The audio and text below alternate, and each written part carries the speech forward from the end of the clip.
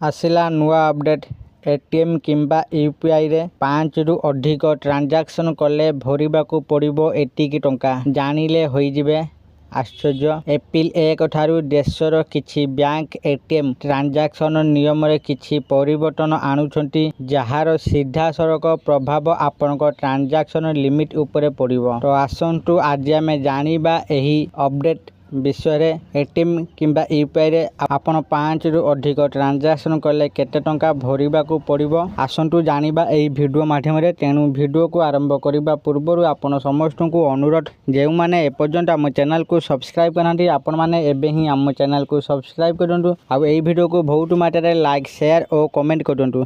तेबे चलंतु देरी न करिकि आज रो वीडियो को आरंभ करिबा। आउ किछि दिन पर एप्रिल मास आरंभ हेबाकू जाउछि एहारे भितर एक गुरुत्वपूर्ण खबर सामना को आसुछि जहाकू आपण माने सुनिले आश्चर्य होई जिवे।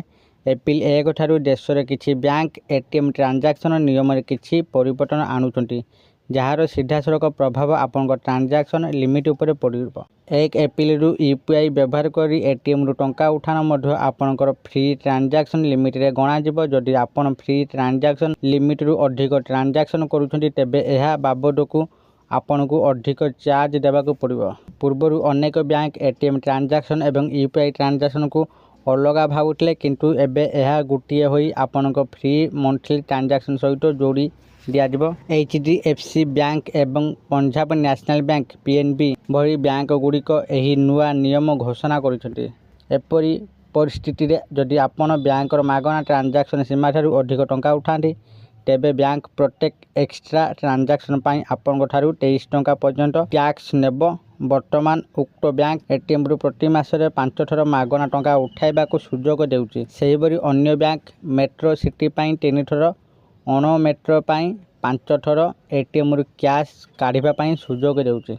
यूपीआई व्यवहार करी एटीएम रु टंका उठाइबार प्रक्रिया मध्य बहुत सरल। डेबिट कार्ड बिना टंका उठाइबा पाई ग्राहक माननकू केवल एटीएम स्क्रीन रे क्यूआर कोड स्कैन करबाकू पड़िबो एवं सेमानकर यूपीआई ऐप रे कारबार को अनुमोदन करबाकू पड़िबो। डिजिटल पेमेंट को प्रोत्साहित करबा पाई अनेक बैंक एही वैशिष्ट्य प्रचलन करूछंती।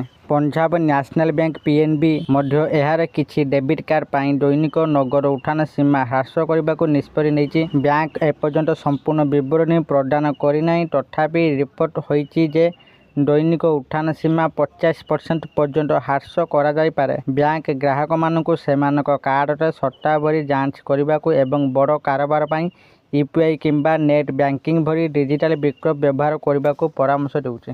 आशा करछि आपण मानकू आज रो भिडियोटी निश्चित भाव में भल लागिथिबो आ आपण माने भिडियो देखि सब किछि बुझी जाइतिबे। जदि आपण माने एटीएम किंबा यूपीआई माध्यम रे 5 रु अधिक ट्रांजैक्शन करिवे तो आपण माने एबे टैक्स पाई 80 टंका भरिबाकू हेबो। भिडियो भल लागिले भिडियो को बहुत मात्रा लाइक शेयर और कमेंट करदंतु। आ जेउ माने एपर्यंत हम चैनल को सब्सक्राइब करनांती आपण मानकू अनुरोध आपण माने एबे ही हम चैनल को सब्सक्राइब करदंतु।